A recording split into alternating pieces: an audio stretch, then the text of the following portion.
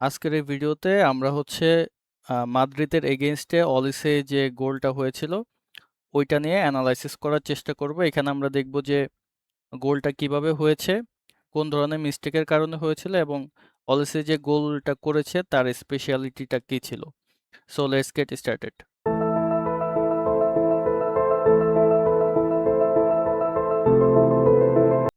তো আমরা যদি দেখি যে এই যে পজিশনটা এখানে দেখা যাচ্ছে, সেটা অলরেডি বোঝা যাচ্ছে যে কাউন্টার অ্যাটাকে হচ্ছে বায়ান আছে। তো এটা কিভাবে? কাউন্টার অ্যাটাকটা হচ্ছে আহ, আপনার অপোনেন্ট যদি অলরেডি অ্যাটাকে থাকে, তাহলে বাই এনি চান্স সে যদি বল লুজ করে, সেটা হইতে পারে শুট করার পর গোলকিপার নিয়ে থ্রু পাস দিয়ে দিল, বা হচ্ছে অপোনেন্ট ট্যাগেল দিয়ে হচ্ছে বলটা নিয়ে নিল, বা হচ্ছে আহ, তাদের যে কোনো একটা প্লেয়ারের মিস্টেকের কারণে বলটা লুজ করলো। ঠিক আছে, যে কোনোভাবে হচ্ছে বলটা লুজ করার পর ফার্স্টলি হচ্ছে আবার ধাম করে অ্যাটাকে আসাটাই হচ্ছে আমাদের কাউন্টার অ্যাটাক। তো এইখানে ডিফেন্সিভ পজিশন দেখে বোঝা যাচ্ছে পজিশনটা হচ্ছে কাউন্টার অ্যাটাকের। ঠিক আছে, তাহলে এটা কিভাবে, সেটা হচ্ছে আমরা যদি দেখি যে একটা ডিফেন্ডার হচ্ছে এখানে আছে, সেটা হচ্ছে মেন্ডি। এখান থেকে হচ্ছে ভালভার্দে দৌড়ায় আসতেছে, আর এই মিডিল পজিশনে হচ্ছে আমাদের ফ্রাঙ্কো মাস্টানটুনো আছে।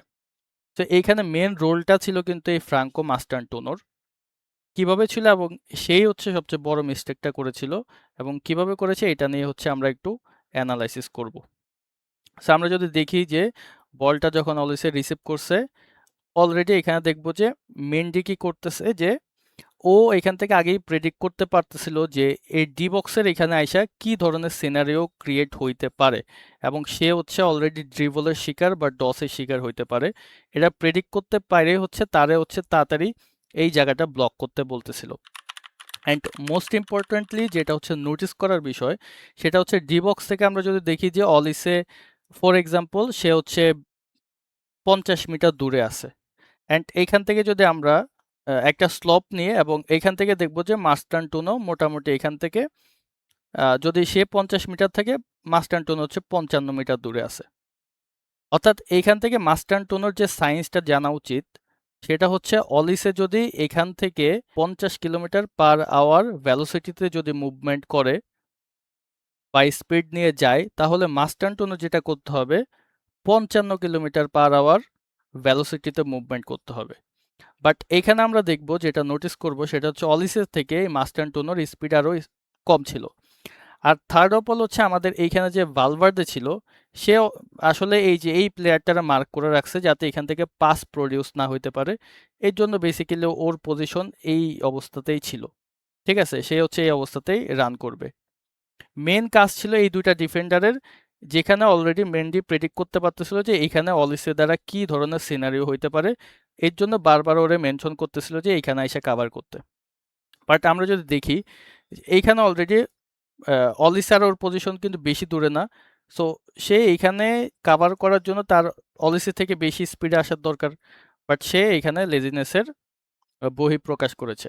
তো আমরা যদি দেখি যে এখানে কি হয়েছে, এই যে যে প্রেডিক্টটা ছিল মেন্ডির, যেটা হচ্ছে সব ডিফেন্ডারই অলিসের এগেনস্টে করে থাকবে, যে অলিসে এখানে এসে যে কোনো একটা ড্রিবল বা কিছু একটা স্পেশাল কিছু দেখাবে, যেটার কারণে ডিফেন্ডারে আসলে কিছু করার থাকবে না। অ্যান্ড ওই জিনিসটা এখানে এসে করছে।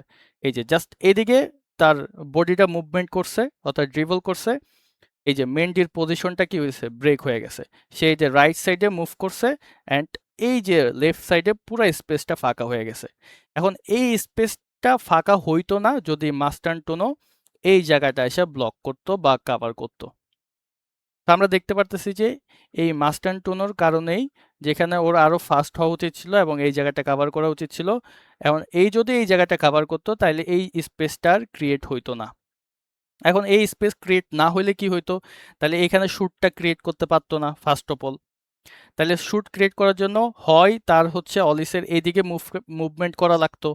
তাহলে মেন্ডিরে যেহেতু এইদিকে সে কি করছে, মুভ করাইছে, তাহলে এইদিকে তার মুভমেন্ট করার সম্ভাবনা খুবই কম ছিল। তাহলে অলিসে শ্যুট করার জন্য তার হচ্ছে, যদি মাস্টানটুনো এই পজিশনে আসতো, এই যে এখানে আসতো, তাহলে অলিসের কি করা লাগতো, যে লেফট সাইডে আরো এদিকে মুভ করে শুট মারা লাগতো, যেটা আসলে অনেক বেশি অ্যাঙ্গেল হয়ে যেত। ঠিক আছে, এই পজিশন থেকে শুট মারা, মানে কার্ল দিয়ে গোল দেওয়া যে কথা, এইখানে এসে কার্ল দেয়া গোল দেয়া কিন্তু আরো ডিফিকাল্ট। আর ডিফিকাল্ট আরো বেশি কেন হইতো, আমরা যদি দেখি যে এখানে ভালভার্দে ব্লক করতো, পিছনে হচ্ছে এই ডিফেন্ডারটা এসে ব্লক করতো, অ্যান্ড অলরেডি আমরা দেখতেছি যে এখানে রুদিগার কিন্তু মুভমেন্টে আছে, অ্যান্ড সে শুট করার আগে এই পজিশনে চলে আসতো ডেফিনেটলি। আর এই দিক থেকে তো মিলিটাও অলরেডি এরে ব্লক করে রাখছেই। মানে এইখানে হচ্ছে সে হচ্ছে পাসও করতে পারতো না, কারণ এখানে ব্লক থাকতো, অ্যান্ড শুট করার জন্য তার হচ্ছে অনেক ডিফিকাল্ট হয়ে যেত। ঠিক আছে, বাট এই একটা জায়গা কাভার করার না কারণে পুরা স্পেসটা ফাঁকা হয়ে গেছে। আর এই ধরনের স্পেসে যারা স্পেশাল প্লেয়ার তারা আর গোল করতে টাইম নেয় না। অ্যান্ড আমরা যদি দেখি যে এখান থেকে সুন্দরভাবে এই যে এখান থেকে শ্যুটটা ক্রিয়েট করেছে, অ্যান্ড এই শ্যুটটা ক্রিয়েট করার আরেকটা জিনিস হচ্ছে আমরা অবজার্ভ করব, সেটা হচ্ছে এই যে যে গোলকিপার, এই যে যে মানে এখানে যে অলিসে যে মানে সায়েন্সটা প্রডিউস করেছে, সেটা হচ্ছে এই যে এখানে অলরেডি মেহেদী ছিল। মেহেদী থাকার কারণে গোলকিপার কি বলটার অবজার্ভ করতে পারে না যে কোন দিক থেকে শ্যুটটা হবে আসলে। ঠিক আছে, মানে এদিক থেকে বুঝতেছে শ্যুট টুট হইতে পারে, বাট ও দেখতেই পারে না যে বলটা অলরেডি শ্যুট করে ফেলছে। মানে এমন একটা পজিশনতে এসে শ্যুট করছে, এখানে স্পেসও আছে, গোলকিপারও হচ্ছে কাভার হয়ে আছে মেন্ডির মাধ্যমে। ঠিক আছে, তো গোলকিপার শ্যুটটা দেখতে পারে নাই, অ্যান্ড আমরা যদি দেখি যে গোলকিপার এখানে কিছু করার নাই, অ্যান্ড হচ্ছে 85 ডিগ্রি অ্যাঙ্গেলে গোলটা হচ্ছে প্রডিউস হয়েছে। তো এখানে আমরা যদি সুন্দরভাবে আরেকবার দেখি, তাহলে আমরা দেখব যে প্রথমে কাউন্টার অ্যাটাক যাওয়ার পরেই মেন্ডি ছিল শুধু, অ্যান্ড মেন্ডি বারবার মাস্টন টুনারে বলতেছিল জায়গাটা কভার করতে, বাট ও হাত দিয়ে কি দেখাইতেছিল আমি জানি না। বাট এখানে হচ্ছে মেন্ডির আরো একটু অ্যানালাইটিক্যাল হওয়া উচিত ছিল, সেটা হচ্ছে তার অলিসের ব্যাপারে আরো স্টাডি করা উচিত ছিল, কারণ ও তো অলিসের সাইডে ছিল। কি স্টাডি করার ব্যাপার, যে অলিসে হচ্ছে 100টা শুট মারলে তার 98%-এ হচ্ছে সে লেফট ফুটে শুট দেয়, আর যদি গোল পোস্টে শুট দেয় সেটা 100%-ই সে হচ্ছে লেফট ফুটের শুট মারা থাকে, যদি একবারে ক্লোজ না থাকে। ঠিক আছে, দূর থেকে যেগুলো শুট নেবে সে লেফট ফুট দিয়েই শুট নেবে, অর্থাৎ সবার মুভমেন্টটা আসলে এই লেফট সাইডে বেশি হওয়া উচিত ছিল।